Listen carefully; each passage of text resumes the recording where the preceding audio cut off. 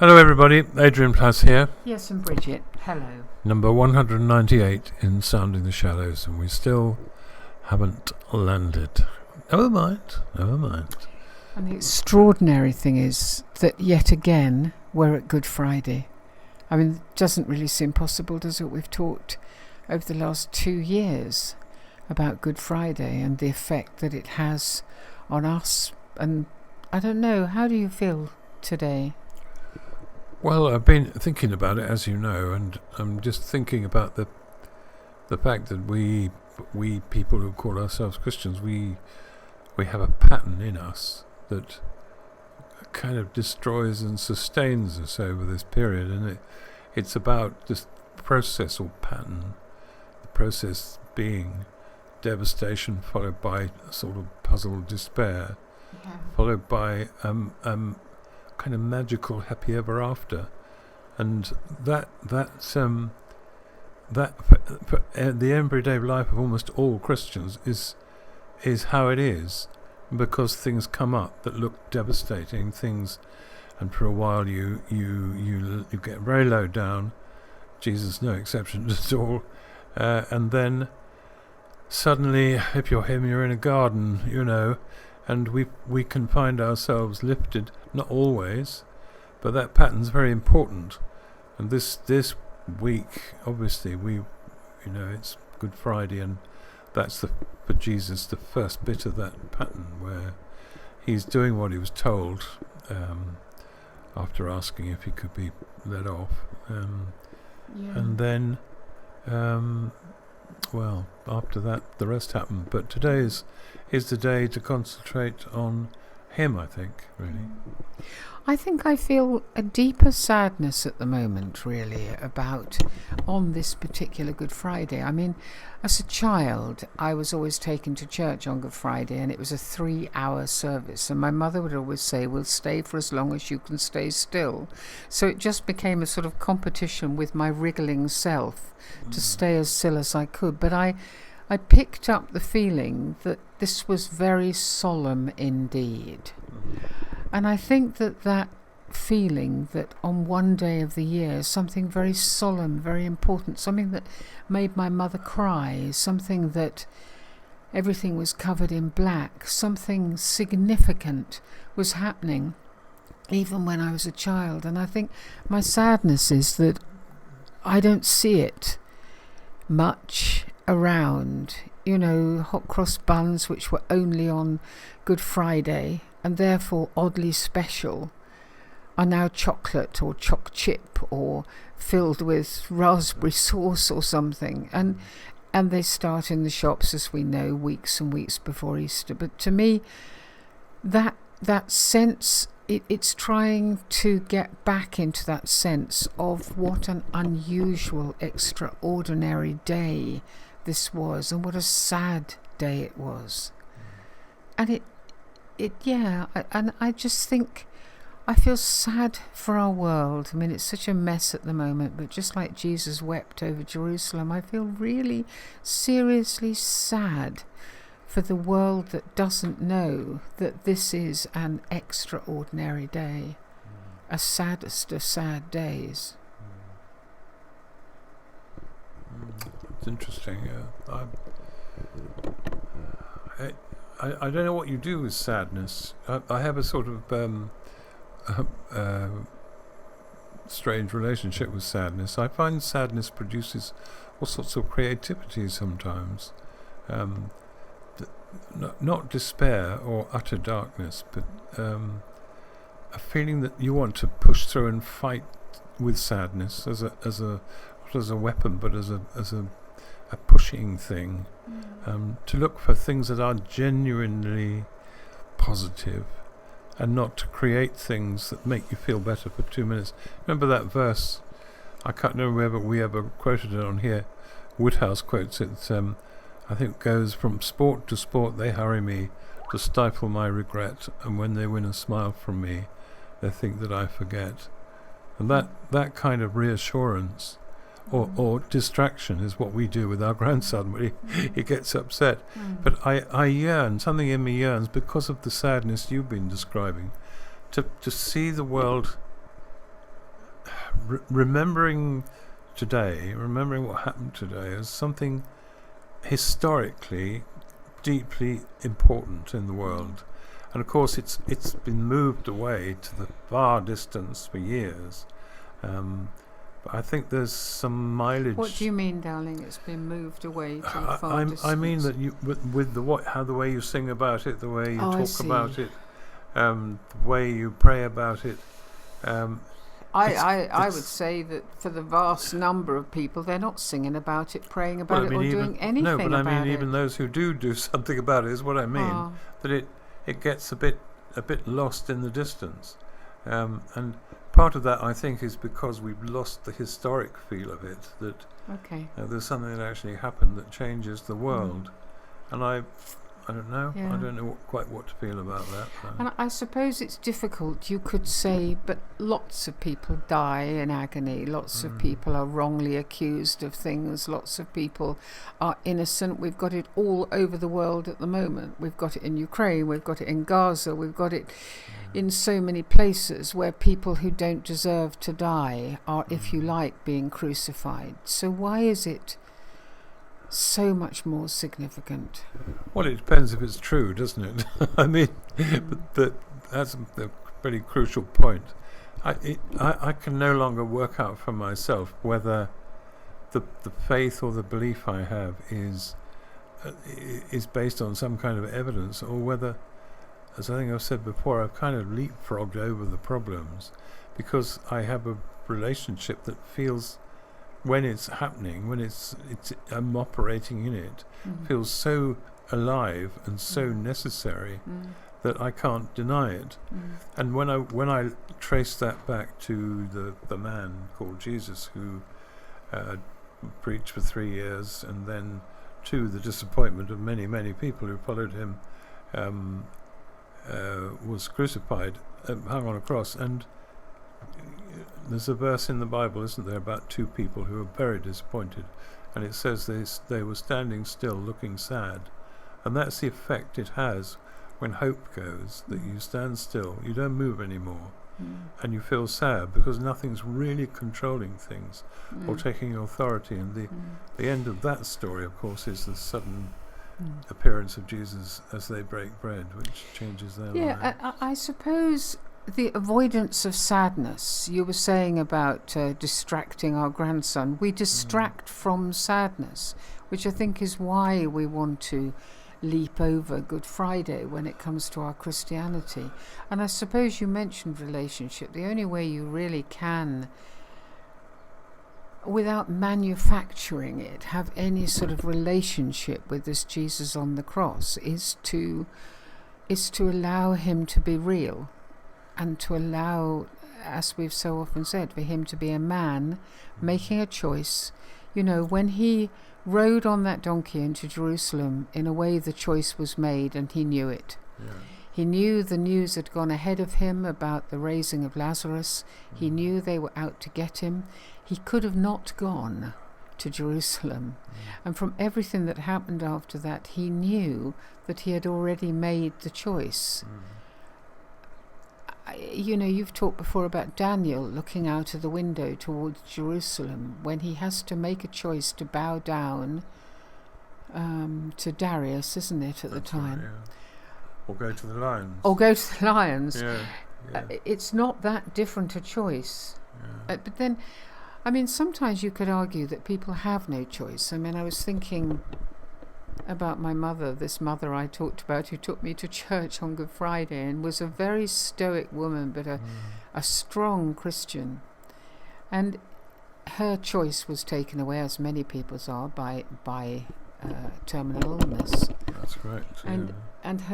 And you were talking last week about Jesus looking back at all the things that he might miss on this earth. And I remember her saying her sadnesses, apart from her grandchildren, her children and all the other things, there were two things, weren't there? One was that she wouldn't see her garden again. Yeah, she said, I remember her saying rather plaintively, I would like to have seen one more springtime. Yeah, exactly. And she when I say she accepted it, I mean, I'm sure she railed against it inwardly. She didn't want to die. Most people don't, despite the pain and everything else. But I think it's something. What is it to do with? I think it's to do with an acceptance. But that isn't just a numb, dull acceptance, is it? It's a entering into it as a place to live in while you're in it. And in a way, that's what Jesus did. As you've often said, the cross itself was the mission field he found himself in at that point. Well, it's extraordinary. We were saying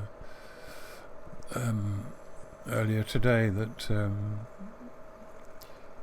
the things he actually did on the cross, forgiveness, outreach, domestic arrangement with his mother, and I think the greatest gift of all was the generous, open expression of agonized loss when his father apparently had left him.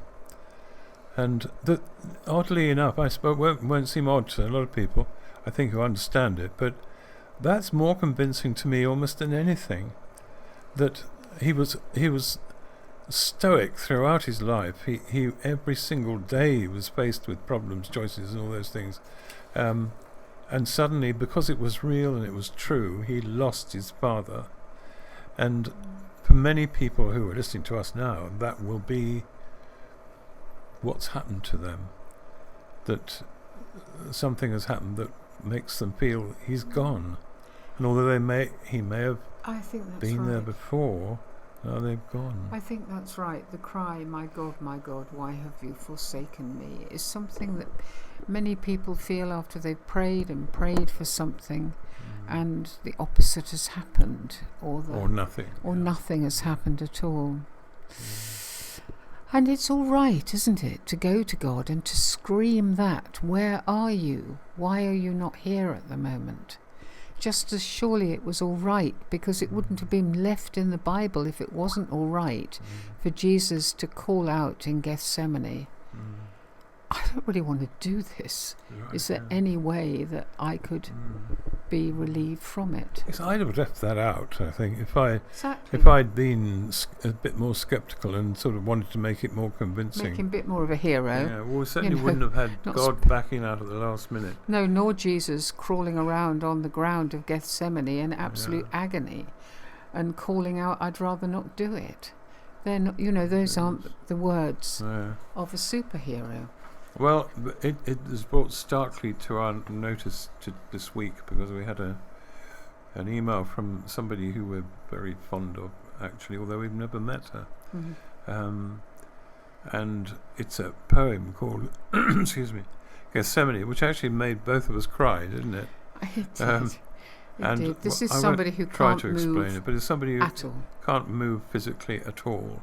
Yes. And yet within herself has the most creative, lively, living person who would love to escape from this. And this is, not sure when she wrote this, but this is called Gethsemane. I close my eyes. My translucent form drifts into the past from the bed where I'm lying in the present, and I'm back in that garden with you.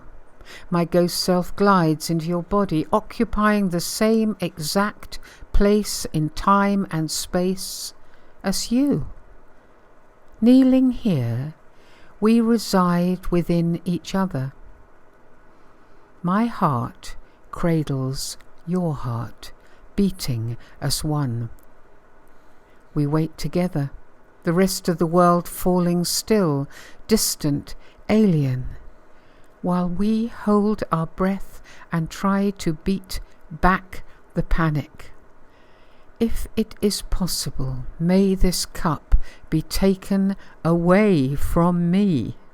We plead over and over, desperation and distress overwhelming the soil to the point of death.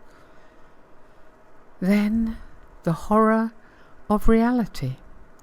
We are not going to be spared. We are not going to be rescued. Not this time. not right now. We are loved, but we are not going to be saved from this. And it hurts. It doesn't feel like love. Each breath tings with grief. I know this territory well. And my soul is the perfect companion for yours tonight. We hold on tight. Your heart cradles my heart. We are one in Gethsemane. If it is possible, may this cup be taken away from me. And of course, this lady isn't far from being the only person who is going through those same feelings or yearnings and desires and feelings of hurt and thankfulness that they do actually fundamentally feel loved, and all that stuff is all mixed together in them. And I do pray for them. I mean, we have our own problems, but nothing that comes anywhere near that. And I can only say that I am convinced in my heart that crucifixion is a mission field, and that those who really know what it is to suffer have a great gifts to give. And that poem, I mean, I think the person who wrote it perhaps thinks less of it than we do, but she's very modest in that way. But I think it says what I've sometimes tried to say as a writer many times, far better. It's about the yearning for intimacy in the middle of your loss. Yes. And it's very difficult to handle. I think that's right. But the other thing is that even if you are not the one on the cross, I always felt, Adrian, that Mary and actually the other people, John, standing at the foot of the cross, were suffering, I don't know, as much, maybe not physically, but yearning for this not to be happening, loving that person so much. And being there. And it is so easy when we don't know what to do and we don't know what to say, to not be there, to not be the ones who are hanging on in, even though we feel useless and inadequate. And that, I think, is our invitation on Good Friday, to share in his disgrace, to be there, to be the hanging on in, to allow ourselves to be sad, to allow ourselves to in some way connect, even if it's not for very long, because just like me as a child getting fidgety, our thoughts get fidgety, our lives get fidgety. It's hard to stay in the moment, but even if it's just moments today, to stand at the cross. Because we don't actually know, do we, whether Mary and John still believed in Jesus' mission and who he said he was, or No, whether they were we thinking. know they loved him. Well, I was going to say, but what is important is to locate what you feel, and how it's affecting you, and to let that be what you express. As soon as you move into some sort of formal religious, now that's not true, because sometimes those are wonderful, but as soon as you move into an area of cowardly hiding, dishonesty, everything goes wrong. But my experience over the years has been that it's never been wrong to tell the truth. It has never been wrong to say, this is what I feel. It's never been wrong to say to God, I understand you do this and that and the other, and things have to be according to your plan, all that stuff, but this is how I feel. And there is absolutely nothing wrong with that. And there's nothing wrong in admitting you're not a superhero of the faith, even if you have tried to put your armour of God on, that you're wobbly and you're afraid, and you would very much like the cup to be taken from you. We've got it in writing in the Bible. Nothing wrong with it. Well, once again, he went first. Please let me off. Where have you gone? Yes. How many times have people said that during the course of their lives? But we know the story, as you said at the beginning. Yeah. And we know that that this is not the end, and it isn't the end for any of us. Well, we know we have a little way to go. Yeah. We have a Saturday to go. That is true. But, yes, that may last a long time. I like the phrase "happy ever after" applied to the end of this process I was talking about, because it has a sort of fairy tale feel to it, but a fairy tale that isn't a fairy tale, because it's right in the guts, in the heart, in the internal organs of mankind, womankind, whatever we call them now. It's right there in the center, saying, this process is true and good and right and strong, and it's available to everybody, and it won't be easy, because it wasn't easy for him. No. But it's the only game in town, really. Yeah. And next time we talk to you, Easter will have happened. Yeah, that's true. Yes. Okay. Right. Bye-bye then. Bye.